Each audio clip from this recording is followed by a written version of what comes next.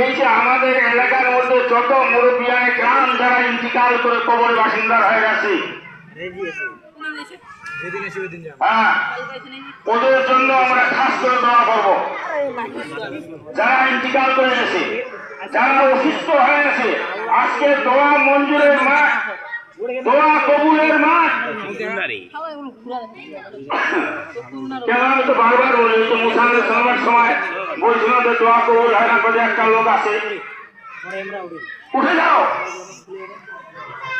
কয়ে মরছি, কাম হচ্ছে। আইস মুসা ইসলাম ধরছে, মাঠ থেকে উঠে যেতে বলতেছে। ও তো বলতেও পারে না যে কোন লোকটা, ও তো বলতেও পারে না কোন লোকটা। এমন কান্না শুরু করছে মাঠের মধ্যে। আল্লাহকে বলতেছে, আল্লাহ তুমি একটা নহর বানিয়ে দাও, ভিতরে চলে যাই, আমার সত্য হচ্ছে না, না হয় আমাকে মাফ করে দাও, না হয় আমাকে এখানে মাটি করে নেওয়া দাও। সঙ্গে সঙ্গে মাফ করে দিচ্ছে। আচ্ছা, আল্লাহ এত দয়ালু।